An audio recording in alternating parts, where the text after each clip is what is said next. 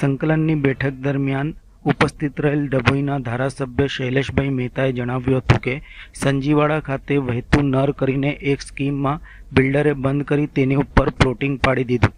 એ બધી ફરિયાદો હતી. આ બાબતની તપાસ પણ કરવામાં આવી હતી. એમાં હકીકતો જણાઈ ત્યારે એસોસિએશનના અધિકારીઓએ પોલીસમાં ખાલી અરજી કરીને નોટિસ આપીને એ વ્યક્તિને ફરી કેનાલ ફરી જેવી હતી તેવી કરવા સૂચના આપી હતી.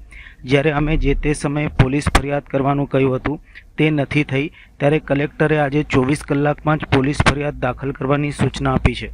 રેશનિંગની દુકાનોમાં જે ગડબડ ચાલે છે, થંભ માર્યા પછી જે અનાજ લોકોને મળવું જોઈએ તે અનાજ નથી મળતું, પાવતી નથી મળતી, તે આપવામાં નથી આવતી, આ બાબતનું પણ ધ્યાન દોર્યું છે.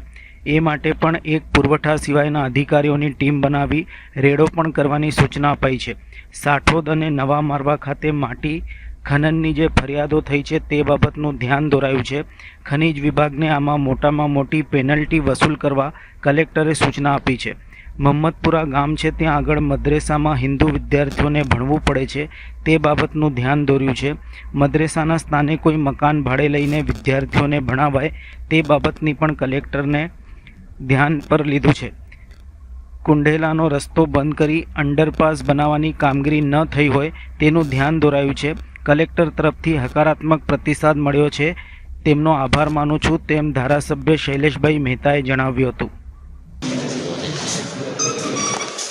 દેગુવાડા ખાતે બેતું નૂર કરીને જે સ્કીમ છે એ બિલ્ડરે આખી એસએસએનએલની કેનાલ બંધ કરી દીધી ને એની પર પ્લોટિંગ પાડી દીધું ને એ બધી જે ફરિયાદો હતી આ બાબતની તપાસ પણ કરવામાં આવી. એમાં હકીકતો જણાઈ ત્યારે એસએસએનએલના અધિકારીઓએ પોલીસમાં ખાલી અરજી કરીને નોટિસ આપીને એ વ્યક્તિને ફરી કેનાલ જેવી હતી એવું કરવાની સૂચના આપી છે.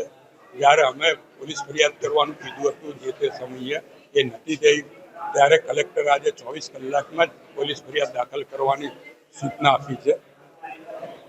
રેશનિંગની દુકાનોમાં જે ગડબડ ચાલે છે, થંભ માર્યા પછી જે અનાજ મળવું જોઈએ લોકોને અનાજ નથી મળતું, પાવતી નથી આપવામાં આવતી, આ બાબતનું ધ્યાન દોર્યું છે. એ માટે પણ એક પુરવઠા સિવાયના અધિકારીઓની ટીમ બનાવીને રેડો પણ કરવાની સૂચના આપવામાં આવી છે. સાઠોદ અને નવા મારવા ખાતે માટી ખનનની જે ફરિયાદો છે એ બાબતનું ધ્યાન દોરવામાં આવ્યું છે અને ખાન ખનિજ વિભાગને આમાં મોટામાં મોટી પેનલ્ટી વસૂલ કરવા કલેક્ટરે સૂચના આપી છે.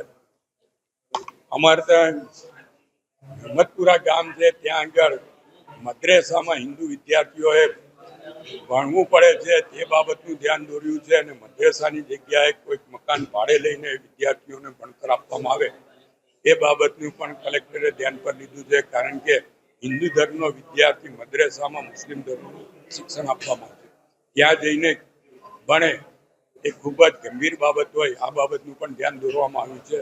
કુંઢેલાનો જે રસ્તો બંધ કરીને અંડરપાસ બનાવવાનો હતો 1 વર્ષથી એમાં કોઈ કામગીરી ના થઈ હોય એનું ધ્યાન દોરવામાં આવ્યું છે. જો 15 દિવસમાં એ લોકો કામગીરી નહીં શરૂ કરે તો કલેક્ટરે એનઓસી પાછું લઈને એ રસ્તો લોકો માટે ચાલુ કરવાની પણ સૂચના આપી છે. એટલે કલેક્ટર તરફથી ખૂબ જ હકારાત્મક અમને પ્રતિસાદ મળ્યો છે. હું એમનો આભાર પણ માનું છું અને આ તમામ ગંભીર પ્રશ્નો છે એને ગંભીરતાથી લેવા